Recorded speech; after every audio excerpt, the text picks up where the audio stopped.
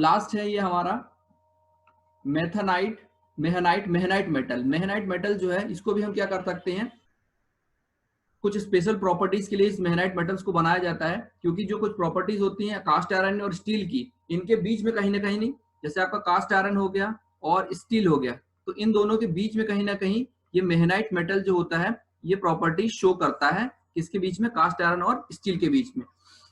तो यहाँ पे देखिए Meehanite is a proprietary name for a patented series of high duty cast iron inoculated with the calcium silicate. जब हम क्या करेंगे, कास्ट आयरन में कैल्शियम सिलिकेट को ऐड करेंगे तो वो क्या बन जाएगा, मेहनाइट मेटल में कन्वर्ट हो जाता है। Meehanite is essentially a grey iron containing free graphite which is graphitised in controlled manner in the ladle. ठीक है, इसका मतलब ये है कि हमको ग्रे कास्ट आयरन में हम क्या करते हैं, कैल्शियम सिलिकेट मिलाते हैं और उसको ग्रेफाइटाइज करते हैं। ग्रेफाइटाइज करना मतलब ग्रेफाइट के पार्टिकल्स को इंप्रूव करना, जिसकी वजह से वो किसमें कन्वर्ट हो जाता है, मेहनाइट मेटल में कन्वर्ट हो जाता है। Calcium silicate act as a graphitiser. तो क्या करता है कैल्शियम सिलिकेट, क्या करता है ग्रेफाइटाइजर की तरह काम करता है, जिससे कि वो और ज्यादा कन्वर्ट होते जाता है किसमें, मेहनाइट मेटल में कन्वर्ट होते जाता है, grey cast iron. The basic gray iron which is graphitized to obtain mehnite metal possesses low silicon content and moderate carbon content.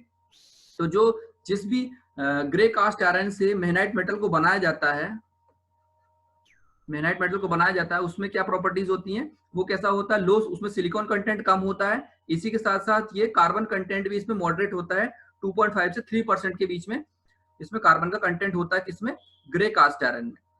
Such a gray iron when normally cast produces a white cast iron। तो इसी से grey cast iron से हम silicate मिला करके, calcium silicate मिला करके मेहनाइट metal को फॉर्म कर लेते हैं। अच्छा, हम ये सारे मेटल्स इसलिए फॉर्म कर रहे हैं ताकि हमें स्पेसिफिक टाइप के प्रॉपर्टीज चाहिए किसी के स्पेसिफिक एप्लीकेशंस के लिए, क्योंकि जैसे आपका ग्रे कास्ट आयरन ये भी कहीं ना कहीं किसी पर्पस में, कोई पर्पस को फुलफिल करता है, लेकिन कुछ ऐसी पर्पस होंगे जहां पे हमें और प्रॉपर्टीज को इंप्रूव चाहिए, या कार्बन कंटेंट ज्यादा चाहिए, ग्रेफाइट कंटेंट ज्यादा चाहिए, जिसकी वजह से एक पर्टिकुलर प्रॉपर्टी में चेंजेस आते हैं। तो इसीलिए हम क्या करते हैं, ग्रे कास्ट आयरन से मेहनाइट मेटल को बनाते हैं, क्या ऐड करके, कैल्शियम सिलिकेट मेटल को ऐड, कैल्शियम सिलिकेट कंटेंट को ऐड करके, जिससे कि वो मेहनाइट मेटल में कन्वर्ट हो जाता है। Meehanite metal possesses certain high desirable engineering property. देखिए जहां पे ये लिखा हुआ है इंजीनियरिंग प्रॉपर्टीज शो करने लगता है, कुछ ऐसी हाई डिजायरेबल जो बहुत सारी इंजीनियरिंग एप्लीकेशंस में हमको जरूरत होती है, वो सारी प्रॉपर्टीज जो है मेहनाइट मेटल में डेवलप हो जाती हैं, किसकी वजह से, कैल्शियम सिलिकेट को ऐड करने की वजह से, किसमें, ग्रे कास्ट आयरन में। Clear, the Meehanite casting having replacing the other iron and more expensive products like steel casting and malleable iron and non-ferrous alloy। तो जो मेहनाइट मेटल है ये क्या करता है, ये जो मेहनाइट मेटल है ये किस किस को रिप्लेस कर सकता है, यहाँ पे बहुत सारे एक्सपेंसिव मेटल्स है, जैसे स्टील है आपका, तो स्टील जो होता है बहुत महंगा पड़ता है as compare to cast iron बात करें या मेहनाइट मेटल बात करें। तो अगर हमारी मनी रिलेटेड प्रायोरिटी नहीं है, या आपका कॉस्ट वहां पे प्रायोरिटी नहीं है, तो हम वहां पे मेहनाइट मेटल्स को यूज कर सकते हैं। सॉरी, जहां पे प्रायोरिटी है तो आपको क्या करना पड़ता है, वहां मेहनाइट मेटल को हम यूज कर सकते हैं, लेकिन जहां पे कॉस्ट प्रायोरिटी नहीं होती, हमारा एप्लीकेशन प्रायोरिटी होती है कि हमें एप्लीकेशन की कंडीशन फुलफिल होना चाहिए, तो वहां हम स्टील यूज करेंगे। लेकिन जहां पे अगर हमें लग रहा है कि मटेरियल हमारा कॉस्टली बन रहा है, तो उसकी जगह हम स्टील की जगह सब्स्टिट्यूट में हम मेहनाइट मेटल को यूज कर सकते हैं, अगर आपको स्टील लगता है कि उस पर्टिकुलर एप्लीकेशन के लिए कॉस्टली पड़ रहा है या महंगा पड़ता है, तो वहां पे हम एक सब्स्टिट्यूट के फॉर्म में बात कर सकते हैं। स्टील है, आपका कास्ट आयरन है, और इन दोनों के बीच में पड़ता है, तो आप कास्ट आयरन की जगह भी इसको यूज कर सकते हो, स्टील की जगह भी कुछ जगह पे सब्स्टिट्यूट के फॉर्म में हम इसको यूज कर सकते हैं, क्योंकि ये दोनों के कहीं ना कहीं बीच में पड़ता है और दोनों के इंटरमीडिएट प्रॉपर्टीज को शो करता है। Clear, the Meehanite can retain a high proportion of its strength from 32 degree Fahrenheit to 752 degree Fahrenheit. तो ये जो है एक लार्ज टेम्परेचर रेंज में बहुत अच्छे से काम करता है, 32 डिग्री फ़ारेनहाइट से लेकर के 752 डिग्री फ़ारेनहाइट तक ये इस टेम्परेचर रेंज में अपनी प्रॉपर्टीज को शो करता है, कहीं भी डेविएट नहीं होती इसकी प्रॉपर्टीज। ठीक है, इस टेम्परेचर रेंज में हम इसको इजिली यूज कर सकते हैं। Thus can be used in installation involving the use of superheated steam और हॉट गैसेस। तो ऐसी जगहों पे जहां पे देखिए 752 डिग्री सेल्सियस की बात करें तो हाई टेम्परेचर हो जाता है, ठीक है। तो कुछ ऐसी एप्लीकेशंस होते हैं जैसे आपके थर्मल पावर प्लांट होते हैं, ठीक है, या आपके गैस प्लांट्स होते हैं, ठीक है, जहां पे टेम्परेचर जो होता है हाई होता है, 750 या 600 500 डिग्री सेल्सियस के ऊपर होता है, जहाँ पे हॉट गैसेस का काम है या हॉट एयर जहाँ पे पास होती है, तो हीट एक्सचेंजर्स वगैरह होगा जहाँ पे हाई टेम्परेचर पे हम किसी लिक्विड को फ्लो कराते हैं, तो उन जगहों पे हम इस तरह के मेटल का यूज कर सकते हैं इस in the substitute of steel. Magnet metal को हम सब्स्टिट्यूट ऑफ स्टील के रिप्लेसमेंट हम उसको यूज कर सकते हैं, क्योंकि ये इस टेम्परेचर रेंज पे अपनी प्रॉपर्टीज बना के रखता है और डेविएट नहीं करता। मेहनाइट कास्टिंग हैविंग रिप्लेसिंग, ये तो चलो ये रिप्लेस हो गया, ये दूसरी बार आ गया है, ये वही चीज लिखा गई है।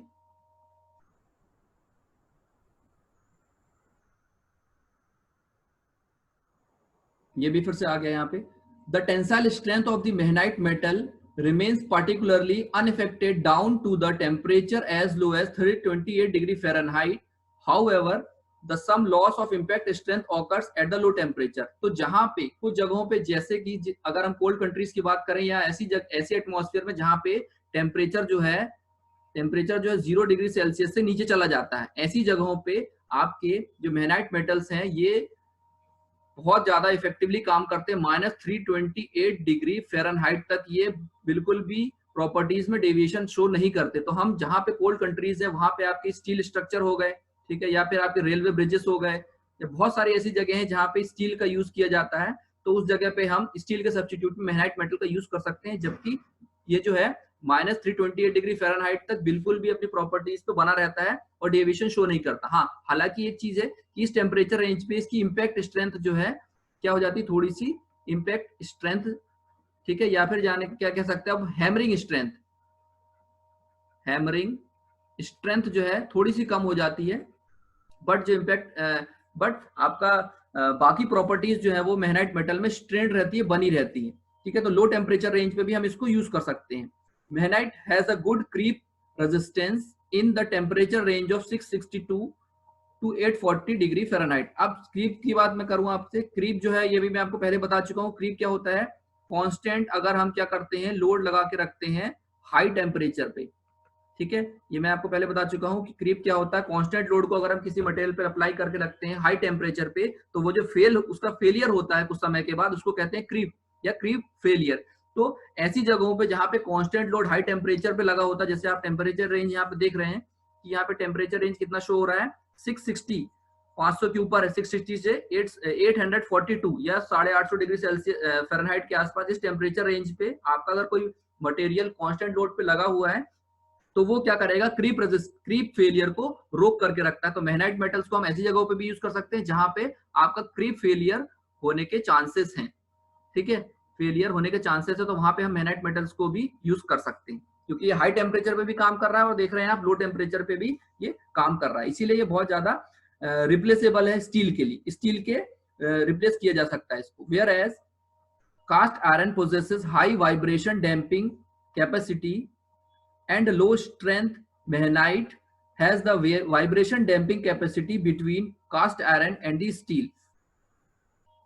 जबकि हम कास्ट आयरन की बात करें तो उसमें कास्ट आयरन जो होता है उसमें हाई वाइब्रेशन डैम्पिंग कैपेसिटी होती है और लो स्ट्रेंथ होती है, लेकिन मेहनाइट मेटल में हाई डैम्पिंग कैपेसिटी के साथ साथ आपका जिसकी प्रॉपर्टीज हैं, ये कास्ट आयरन मेहनाइट मेटल की बात करें और स्टील, इन दोनों की प्रॉपर्टीज के बीच में ये प्रॉपर्टीज की लाइज करती हैं, और ये दोनों के लिए as a substitute, cast iron का भी सब्स्टिट्यूट हो सकता है अगर हम थोड़ा सा कॉस्ट को कंसीडर करें, और स्टील के लिए भी कंसीडर हो सकता है अगर हम कॉस्ट को ज्यादा कंसीडर नहीं कर रहे हैं।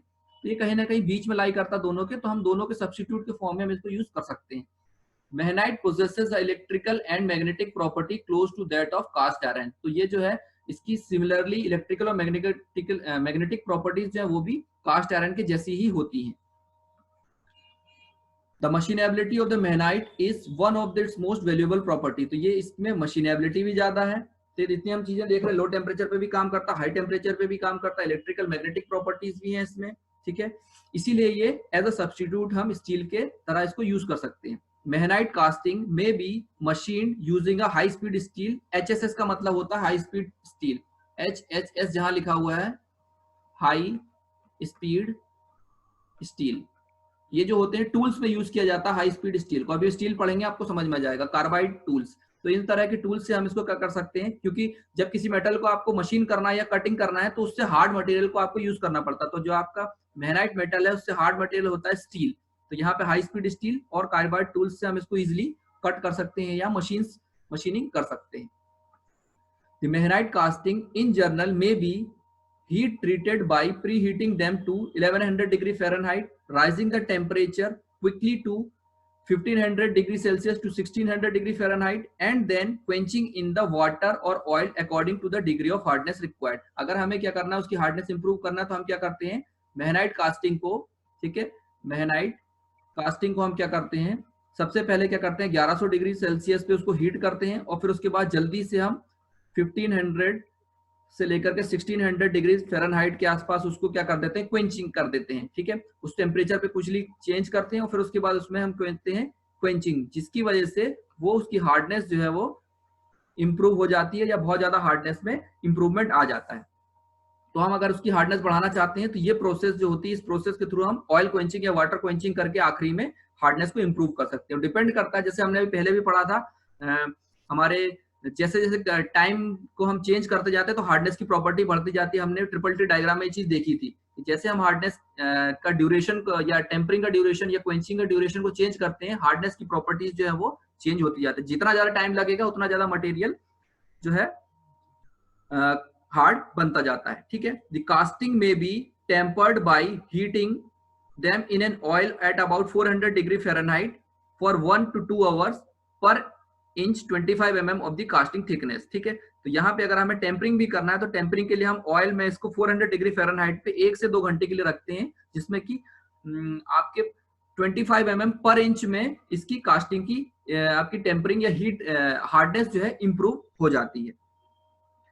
तो ये आपका हो गया यहाँ पे मेहनाइट मेस्टिंग, मेहनाइट मेटल यानी कि आपका कास्ट आयरन जो है यहाँ पे कंप्लीट हो जाता है, ठीक है। इतने तरह के कास्ट आयरन होते हैं, पिग आयरन, रॉट आयरन, ठीक है, मेलिएबल कास्ट आयरन, फिर उसके बाद नोडुलर कास्ट आयरन हो गया, फिर मेहनाइट कास्ट आयरन हो गया या मेहनाइट मेटल हो गया। सारे कास्ट आयरन की क्लासिफिकेशंस के अंदर आती है। यहाँ पे आपका कंप्लीट हो गया क्या, कास्ट आयरन, ठीक है।